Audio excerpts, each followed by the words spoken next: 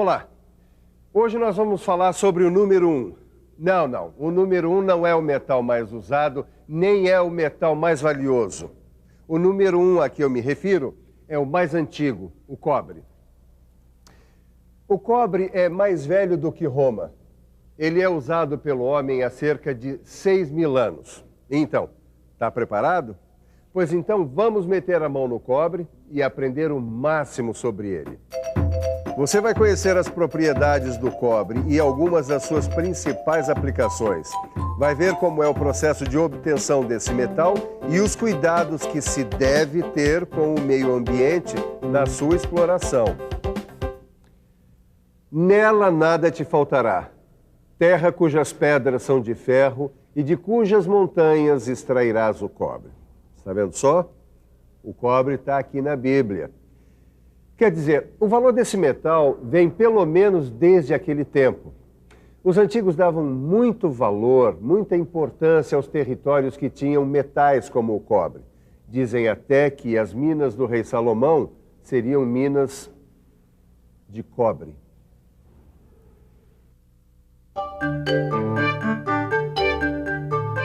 E pensar que tudo começou provavelmente por causa dessa cor avermelhada que até hoje deixa a gente encantado. Coisa mais linda, né, Edgar? Eu acho que é por isso que os antigos gostavam tanto de produzir peças de cobre, sabia? Mas não é só isso não, dona Nilza, não é só pela beleza não. Eu tô lendo aqui que o pessoal logo descobriu que o cobre era um metal muito diferente. Diferente como? É, que eles descobriram que o cobre era mole e fácil de trabalhar. E outra, que ele não lasca, que quanto mais eles batiam, mais duro ele ficava. Mais um metal que faz o gênero bate que eu gosto. Eles descobriram isso. Descobriram que o cobre era um metal que dava para ser trabalhado a frio.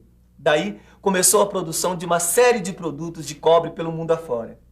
No começo eram brincos, colares, pulseiras, depois vasilhas, taças, ferramentas e armas. Muito legal a história do cobre, né, Edgar? Mas o que eu queria saber mesmo é qual é a do cobre? Como assim? Qual é, do ponto de vista químico e físico, entende? Entendi, mas não compreendi. Eu acho que ela quer saber mesmo o que é o cobre. O cobre é um metal não ferroso e não magnético. Ele se funde a 1080 graus Celsius e depois da prata é o melhor condutor de eletricidade e calor. Ele tem muitas qualidades. Além de ser dúctil, é maleável e também pode ser laminado a frio ou a quente. Vamos esclarecer mais uma coisinha sobre o cobre. Professor, por favor, é verdade que o cobre não se altera em contato com o meio ambiente? De tal forma, isso é verdade, que o cobre não se oxida. Mas em contato com a umidade do ar, ele forma uma camada esverdeada que o povo chama de azinhavre. Esse processo de azinhavre mostra que o cobre não é perfeito. Não, e também tem isso aqui, né? Como assim? Edgar, o cobre é caro pra caramba. Eu acho até que é por isso que a gente chama dinheiro de cobre. Por que será? Será que é porque tem pouco? Será que é difícil extrair da natureza? Ou o processo de produção é caro?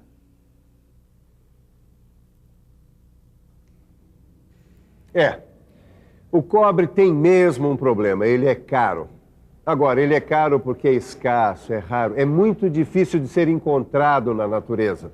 Há muito pouco cobre na crosta terrestre, apenas 0,007%. Por isso mesmo, ele vem sendo substituído em muitos casos pelo alumínio. Agora, o cobre tem características especiais que fazem dele um metal excelente para determinadas aplicações, como você vai ver. O cobre é muito usado na produção de componentes de radar, enrolamentos de rotores, caldeiras, tachos, radiadores, junta para automóveis, peças para ar-condicionado, geladeira e assim vai. O cobre também é usado como elemento de liga porque ele aumenta, no aço, por exemplo, a resistência à corrosão. Já quando o cobre é adicionado ao alumínio, aumenta a resistência mecânica. Você está interessado? Você ficou a fim de descobrir o cobre? Então fique por dentro. O Brasil tem jazidas de cobre no Rio Grande do Sul, em São Paulo, Goiás e na Bahia. Mas os maiores produtores de cobre em todo o mundo são o Chile, a África e os Estados Unidos. Se você está afim mesmo de explorar o cobre, nós vamos mostrar como é feita a obtenção desse metal. Preste atenção. O cobre não é um metal muito fácil, não. Além de ele existir pouco na natureza, ele costuma aparecer escondido no meio de outros materiais. O minério de cobre que a gente pode explorar economicamente é este aqui. Chama-se calcopirita e é uma mistura de cobre, enxofre e ferro. Existe também um outro minério onde a gente pode extrair o cobre, que é a calcosita, e é uma mistura de cobre e enxofre. Fique por dentro deles. Tanto a calcosita como a calcopirita têm enxofre em sua composição. Por isso, são chamados de minérios sulfetados. E como são sulfetados, eles não se molham na água com produtos químicos. Agora você vai ver as etapas de obtenção e processamento do cobre, começando pela trituração e moagem. Primeiro, o minério passa por um triturador e logo depois por um moinho. Ele vai sair em pedaços que têm entre 0,05 e 0,5 milímetros. Depois vai para a próxima etapa, chamada flotação ou concentração. O minério moído vem para este tanque cheio de água com produtos químicos. As partículas que não contêm cobre formam um lodo, chamado ganga, e vão para o fundo do tanque. Como o minério sulfetado não se mistura com a água com produtos químicos, ele flutua, formando uma espuma concentrada na superfície do tanque. É por isso que se chama flotação ou concentração. Quando a espuma é decantada e filtrada, o que acontece? Obtemos um concentrado de 15 a 30% de cobre. E aí estamos prontos para a etapa seguinte, a obtenção do mate. O concentrado já decantado e filtrado vai para um forno junto com os outros fundentes. Este forno se chama revérbero. Boa parte do enxofre e das impurezas do cobre é eliminada aqui. E o material que sai desta etapa já tem entre 35% e 55% de concentração de cobre. É o chamado mate. Já podemos ir para a próxima etapa, a obtenção do cobre blister.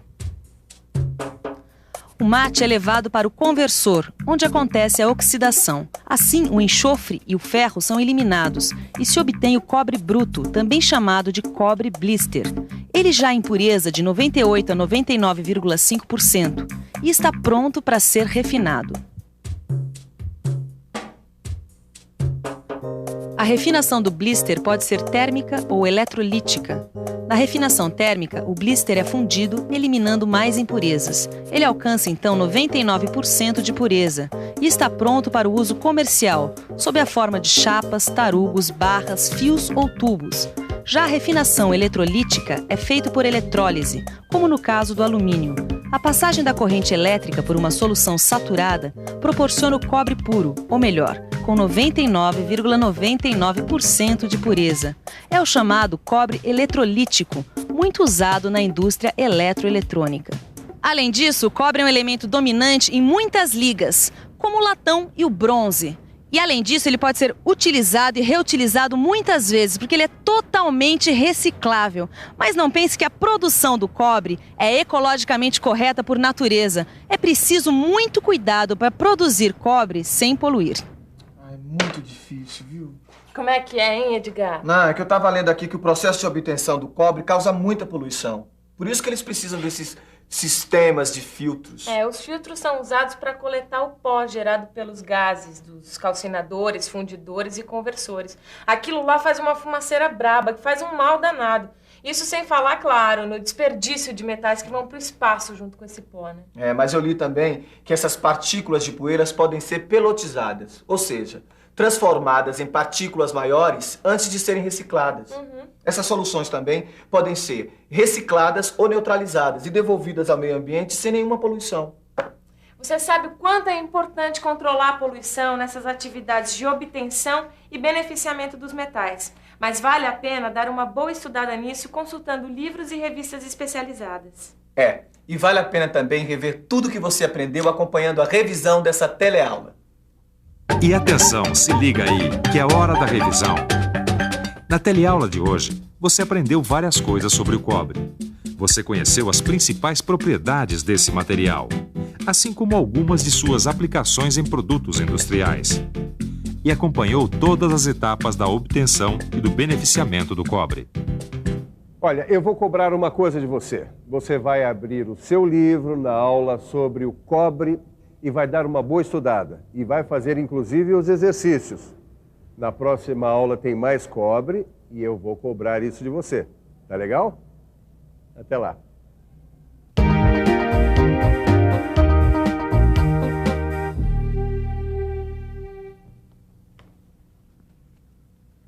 Então, o que você achou da aula de hoje?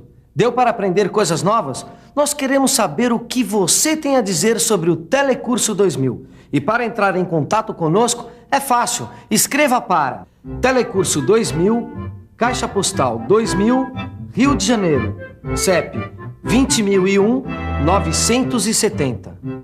A gente aguarda a sua cartinha. Bons estudos e até a próxima aula.